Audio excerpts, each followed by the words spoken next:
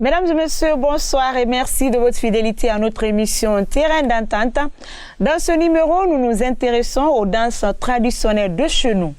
Comme vous le savez, la danse est un canal par lequel bon nombre de messages sont véhiculés. Quel est donc le rôle de la danse et quels sont les avantages des danses traditionnelles guinéennes dans le rapprochement des communautés? Pour en parler, nous recevons sur ce plateau de l'émission Terrain d'entente M. Amine Touré. Il est le directeur général du Centre international de percussion au ministère des Sports, de la Culture et du Patrimoine historique. Également avec nous sur ce plateau, M. Moussa Célestin Camara. Lui, il est le directeur artistique du Ballet national Zoliba. Bonsoir, chers invités, et merci d'avoir répondu à notre invitation. Merci. Bonsoir. Avec moi pour l'animation de cette émission, Maman Adama Camara. Elle est journaliste à SFCG. Bonsoir également à toi. Bonsoir Fanta. Je te passe la parole pour ouvrir le bal avec nos invités. Merci à toi Fanta. Nous allons partir avec M. Touré pour la première question. La Guinée est un pays avec une diversité ethnique, culturelle et rythmique très riche. Alors, parlez-nous des danses traditionnelles de chez nous. Merci de l'invitation. Merci de l'opportunité que vous m'offrez. Moi, je dirais à l'entame que la Guinée est un scandale culturel.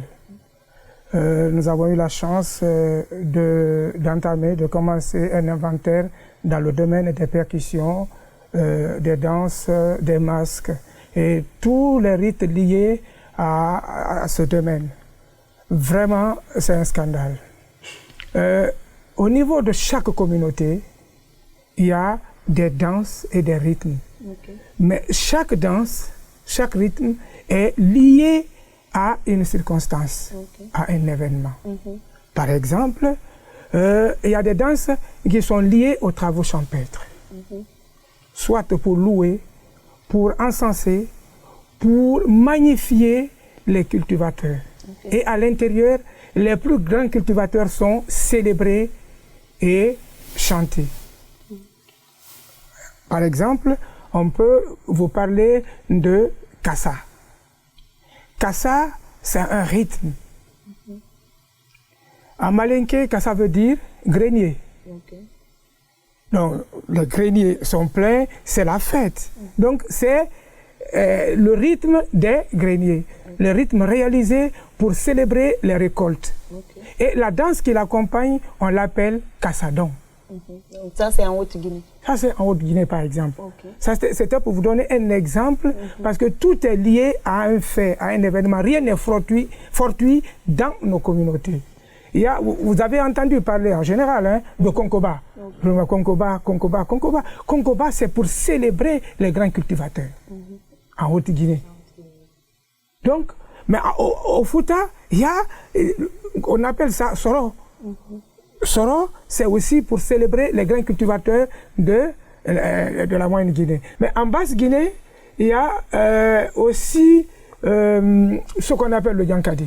Yankadi, qui est beaucoup plus pratiqué d'ailleurs. Voilà. Oui. Mais ça vient des communautés Mandéni et Téminé. C'est juste à la frontière guinéo-sierra-léonaise. Okay. Et le Yankadi et le Makourou sont liés. C'est deux rythmes qui se complètent. D'accord. C'était fait pour, comme vous le faites, c'est vraiment dans le cadre de votre thème, tous les villages de la contrée se regroupaient pour fêter l'amitié, l'amour entre les jeunes. Et à l'occasion, dès après les récoltes, on organisait la fête du Yankadi. Okay. Les jeunes de chaque village venaient, les filles et les garçons.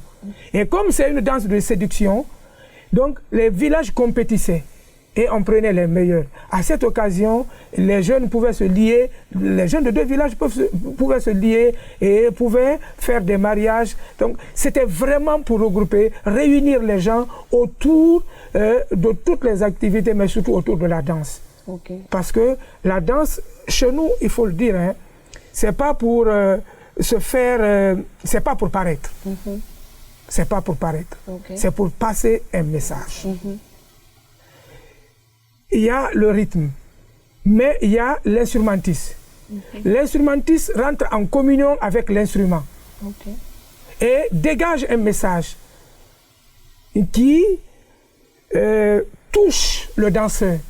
Et le danseur aussi s'ajoute à la communion. Et leur esprit s'envole pour séduire le public. Donc, c'est pas pour juste faire s'amuser. Oui, il y a la réjouissance, mais au-delà de la réjouissance, on passe toujours un message à travers nos danses. Donc, je vais vous citer pêle-mêle quelques danses.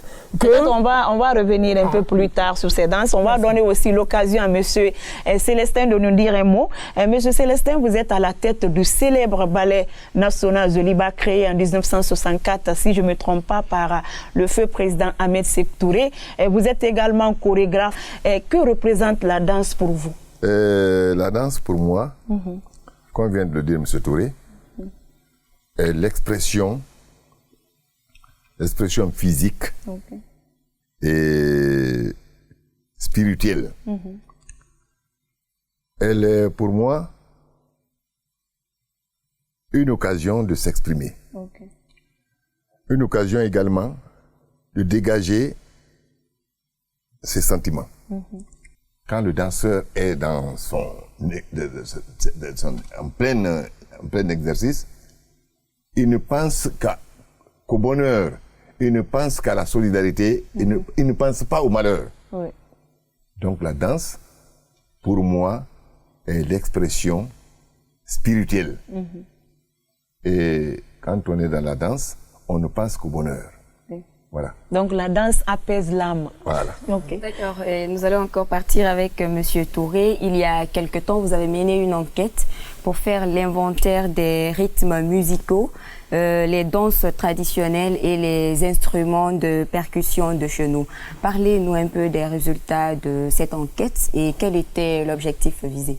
L'objectif, c'est d'abord faire connaître nos rythmes, nos danses, nos masques, à l'heure de la mondialisation. Parce que la mondialisation, c'est un appel à contribution. Chaque communauté doit venir avec les éléments les plus pertinents de sa culture. Et en ce moment-là, nous avons besoin de recenser les éléments les plus pertinents de notre culture. Donc voilà l'objectif essentiel. Et grâce à cela, nous avons recensé, c'est un début, un certain nombre de rythmes, un certain nombre de danses, un certain nombre de masques et quelques cérémonies rituelles liées à tout cela. Et ces rythmes sont documentés. C'est pas seulement aller prendre des noms et quitter, non, documentés, filmés. Et aujourd'hui, ces éléments sont traités et mis dans une base de données qui existe au Centre international de percussion. Et vous avez quand même, on peut connaître les statistiques, vous avez le nombre de danses, de rythmes, de... Recensé. Oui. Recensé au jour d'aujourd'hui. Nous avons recensé plus de 200 danses traditionnelles. D'accord. Plus de 200 danses traditionnelles. Nous avons recensé 150 rythmes. Vous pouvez comprendre que sur un rythme, on peut exécuter plusieurs pas de danse. Quand vous prenez par exemple le Dundumba, quand on est allé à Koumana, qui est le centre du Dundumba en Guinée. C'est-à-dire, ce village, tout le monde pratique le Dundumba. C'est comme quand vous venez en Kompang, dans Samou, mais dès que vous arrivez, c'est le Yankadi Makuru. On vous dit non, si vous êtes venu pour le Yankadi Makuru, on est là. Et c'est extraordinaire. Quelques danses. En Haute-Guinée, nous avons par exemple, on vous a parlé de Kassa. Ça, c'est le rythme Kassa. Et la danse, c'est Kassadon. Nous avons parlé de Konkoba. Il y a Soko. Il y a Kala. Il y a le Soli. Bon, le Soli, on a un peu détaillé. Il y a le Wasulu Soli. Il y a le Soli des Mania. Il y a le Sa. Je ne vais pas citer tout. Il y a le Toro. C'est aussi de la moyenne Guinée. Il y a le Kawa. Le Kawa, c'est un rythme je vous ai parlé rien n'est fortuit. D'accord. Le kawa est dédié aux féticheurs. Il y avait en Haute-Guinée la fête des féticheurs. Il y a un masque qu'on appelle kawa. Le plus grand féticheur de la contrée porte ce masque. Et à l'occasion, toute la contrée est mobilisée, on prédit l'avenir et on soigne les maladies mystérieuses. Ça se faisait une fois par an. Et la danse exécutée par les féticheurs s'appelait kawadon. En Basse-Guinée, on peut parler par exemple de Yankadi, de Makuru, de Yamama, de Goumbé, de Tendef, de Yolé, etc. etc. Okay. Au Fouta, où il n'y a pas suffisamment de rythme, il y a le Toup Sensei, que tout le monde connaît. Tout le monde connaît, oui. À Oulikaba, on l'appelle Sumbaraya. C'est le même rythme. Okay. Il y a le Tégué, il y a Soro, il y a aussi le Dja. En forêt, il y a le kebendo, je crois. Hein. Oui, il y a le kebendo que Gekedou a produit. Oui. Je vais vous donner quelques danses. Là-bas, il y a à Massanta le Zegezegegi. Bon, il y a le Jangbai. Il y a Yongo, qui est la danse qui accompagne les travaux champêtres en forêt. Monsieur Célestin, vous qui avez la chance de représenter la Guinée lors des grands festivals internationaux à travers le monde, quels sont les rythmes ou pas de danse que vous essayez d'interpréter ou de représenter lors de ces grands rendez-vous? Nous qui allons aux différents festivals, nous présentons les rythmes, mais nous faisons en sorte que dans nos prestations, toute la Guinée soit présente. Soit représentée, oui. Comme l'a dit Touré tout à l'heure, on pense que ce que nous avons n'est pas bon. Nous optons pour les autres. Or, au même moment, les autres viennent apprendre chez nous. Si nous ne faisons pas attention, dans quelques années, nos enfants, nos arrière-petits-enfants seront obligés de faire venir des experts européens pour nous apprendre nos danses et nos rythmes. Donc, il faut qu'on fasse beaucoup attention. Et le Centre international de percussion doit faire en sorte que son travail soit connu de tous. Nous allons marquer une pause, histoire de visionner ce micro-trottoir dans lequel certains citoyens se sont exprimés sur l'importance des danses traditionnelles de chez nous dans le cadre du rapprochement des communautés. Suivez donc ce micro-trottoir et on se retrouve juste après. J'ai fait la forêt sacrée. J'ai fait au moins une année dans la forêt. Donc notre danse traditionnelle en forêt, par exemple précisément à Massanta, on a ce qu'on appelle cascagnette. Donc c'est ce qu'on fait. Les femmes, les hommes, il y a pour eux aussi, en Toma on dit dingri. Mais en bon Toma on dit dingri. Mais nous, les femmes, en bon Toma on dit korawalai. C'est ce qu'on appelle en français cascagnette. C'est ce que nous on a dansé. Mais vraiment, c'est une danse qui est très jolie. Quand tu vois, vraiment, c'est très bon. Les guerriers ont leur danse, les Kissiens, les Manons, parce que la forêt, nous sommes tous des forestiers, mais il y a la différence. Donc nous, quand même, on peut dire que ça renforce, parce que chaque personne a sa coutume de faire. Maintenant, en faisant, ça renforce parce que quand tu vois la danse des autres, arriver aussi chez toi, tu diras que oui, nous aussi on a notre rôle, nous allons voir. Donc ça renforce, nous quand même la forêt, ça renforce.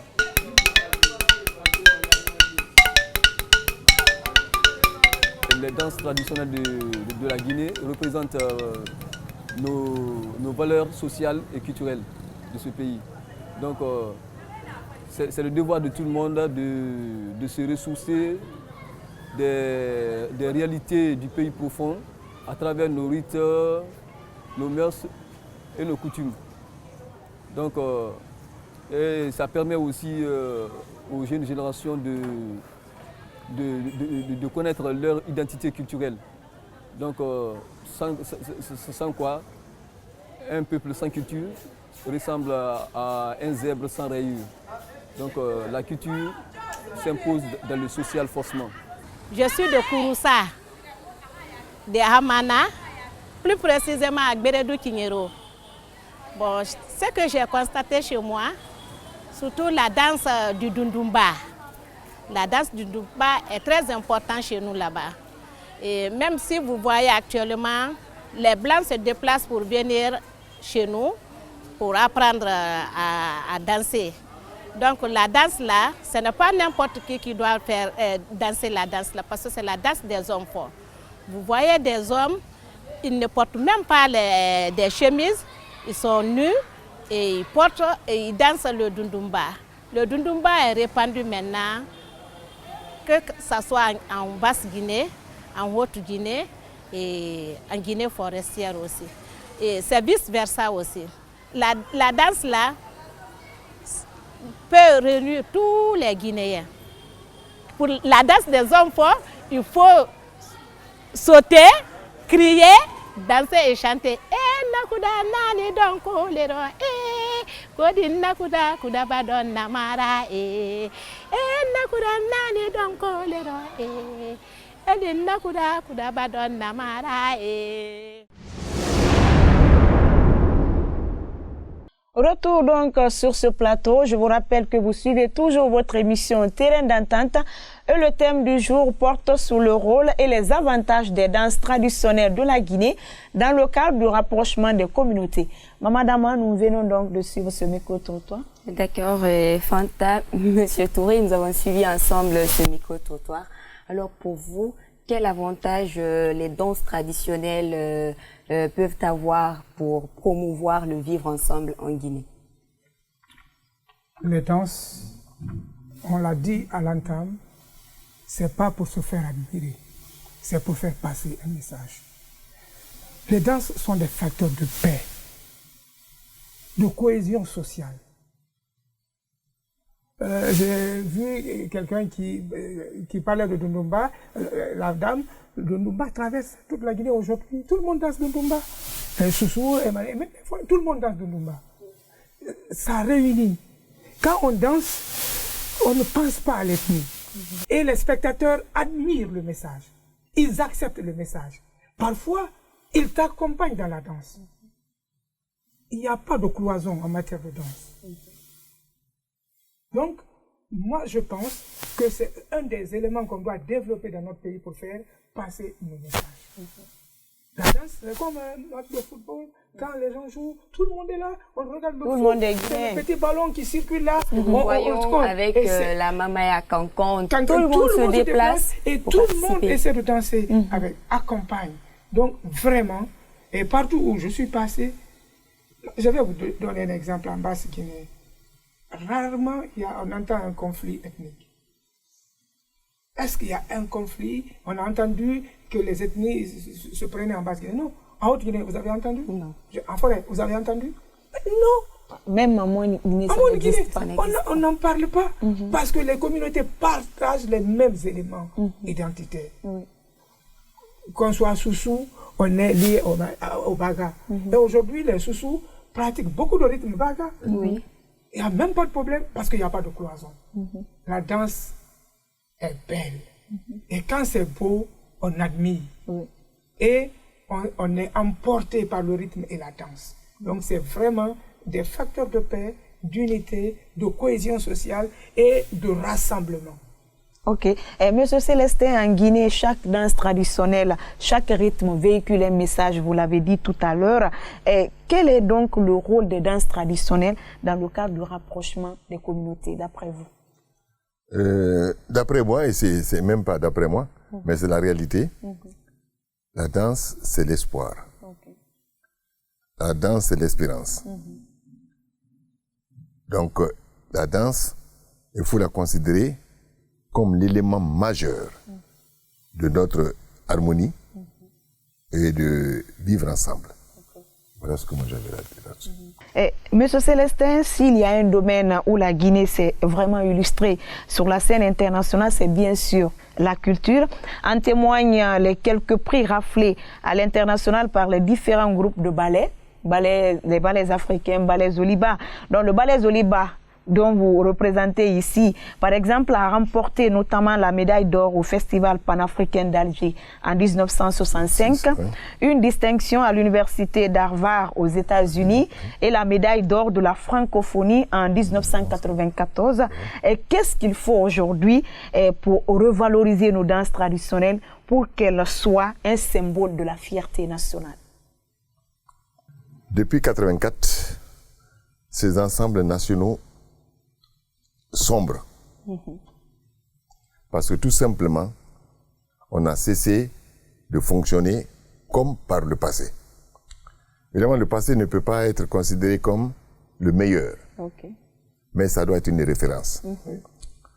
Si on ne peut pas aller au-delà, mais on ne doit pas aller en dessous. Malheureusement, les ensembles nationaux, d'une façon générale, les ballets en particulier, d'abord ont cessé de participer aux grands rendez-vous culturels internationaux. Cette absence a fait que la Guinée a disparu de la scène culturelle internationale. D'autres styles sont venus s'imposer. Pour la reconquête maintenant de cette place, il faut investir davantage. Investir davantage, même si on ne peut pas aller au-delà de ce qu'on faisait avant, mais au moins qu'on fasse ce qu'on faisait avant. Mettre ces artistes, ces ensembles, dans des conditions minimales. De salaire, de comment on appelle ça, de prise en charge financière. Parce que quand tu crées, il faut trouver des costumes, il faut trouver les accessoires. Et aujourd'hui, le spectacle, c'est la lumière et le son. Or, tout cela manque. Donc, il y a une nécessité de formation des régisseurs et une nécessité d'amélioration du style, pas le style qu'on avait avant, pour qu'aujourd'hui on vienne encore au devant. Et c'est une décision politique. Ça, c'est-à-dire que le ministère actuel ne peut pas le transcender. Le chef de l'État, le premier responsable de l'État, a l'obligation de prendre à main et de veiller personnellement sur la culture nationale. Et si cela est créé, les deux ballets-là vont relever encore le défi. C'est ça la vérité. Et je rappelle, si je ne me trompe pas, il y a certains musiciens, même les footballeurs qui étaient des fonctionnaires, pendant le premier régime, si je ne me trompe pas, c'était peut-être une manière pour l'État de les encourager un peu dans ce qu'ils faisaient. Mais ça, ce n'est pas particulier à la Guinée. Vous prenez l'Opéra de Paris. L'Opéra de Paris, il faut consulter, il y a 300 artistes à vie à l'Opéra de Paris. Vous demandez aujourd'hui aux gens là de présenter une pièce de Molière du 15e siècle. Vous leur donnez un mois. Ils reconstituent la pièce. Mais aujourd'hui, vous voyez, demandez aux ballets africains de représenter un de leurs anciens numéros. Ils ne peuvent pas. Ils ne peuvent pas parce que la succession n'a pas été suivie. Il n'y a pas eu de suivi. Quand les gens les mettent à la retraite, ils partent. Ceux qui viennent n'apprennent pas ce qui a été fait. D'accord.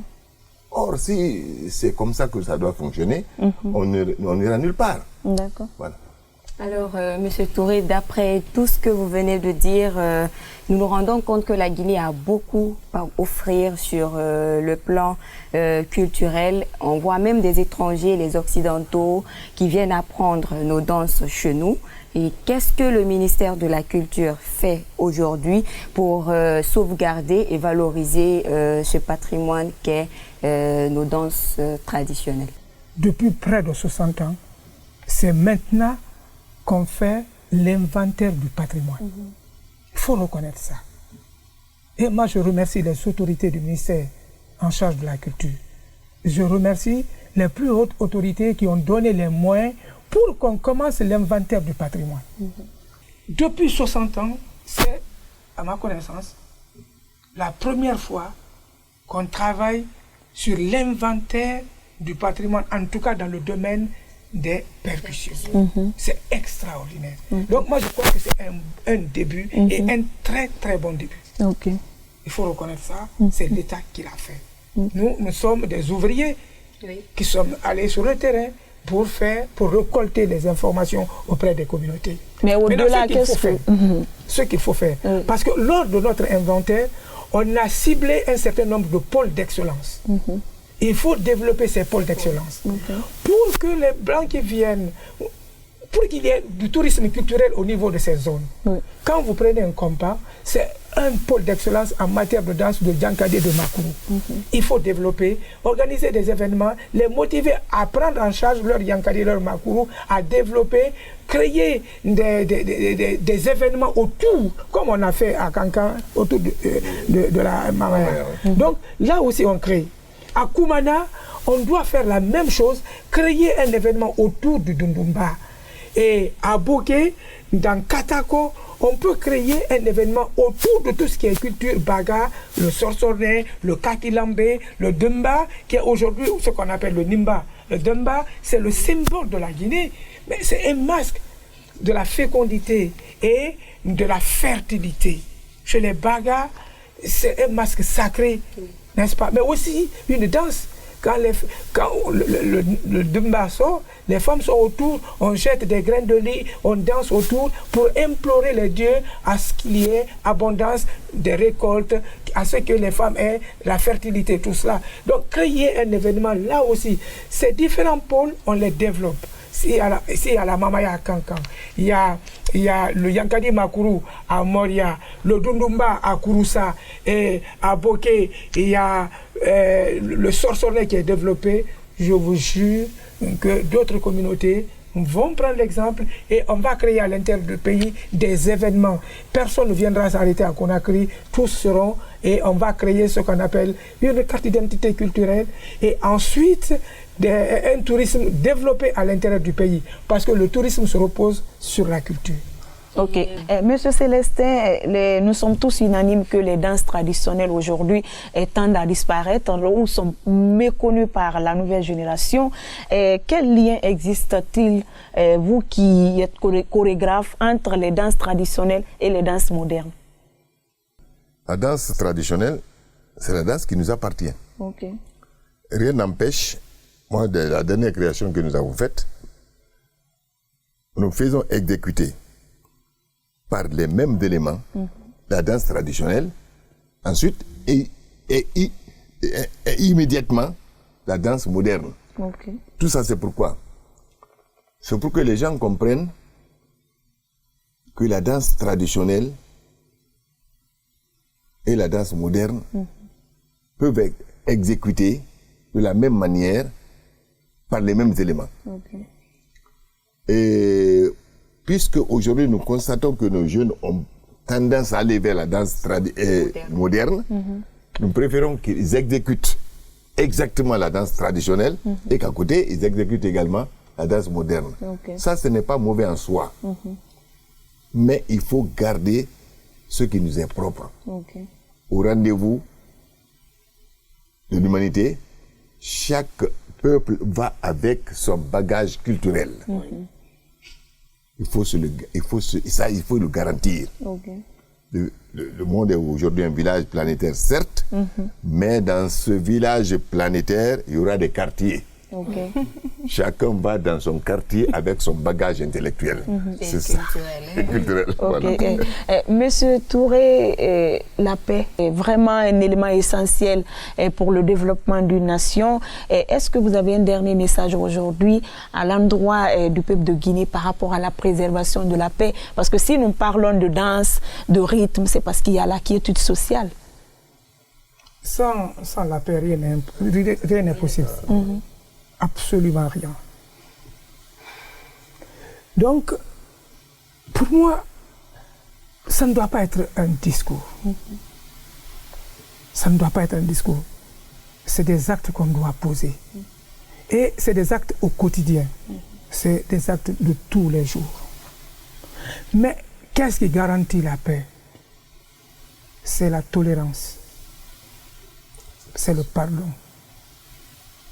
c'est l'acceptation de l'autre. Mais pour accepter l'autre, il faut le connaître. Et c'est la culture qui permet de découvrir l'autre. Il y a certainement dans une communauté des choses qui sont interdites, mais dans ma communauté, ces choses ne sont pas interdites. Mais faudrait-il que je sache que c'est interdit chez toi? C'est par la culture que je pourrais mieux te connaître. C'est par la culture que je pourrais mieux te cerner et éviter ce qui te fâche.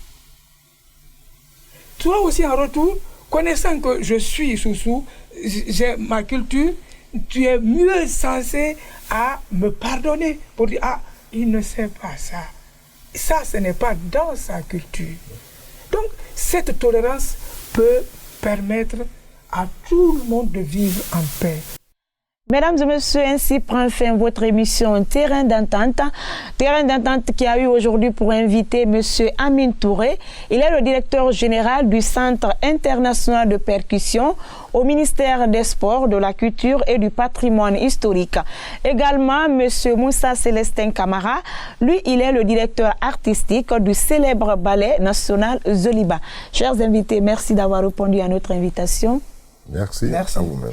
Et le thème du jour portait sur le rôle et les avantages des danses traditionnelles dans le rapprochement des communautés. Maman Adama Kamara m'a également accompagné pour la co-animation de cette émission. On vous donne rendez-vous la semaine prochaine. Mais avant, je vous rappelle que cette émission a été produite dans le cadre du projet Unis dans nos différences, financé par l'Union européenne. Merci et à très bientôt.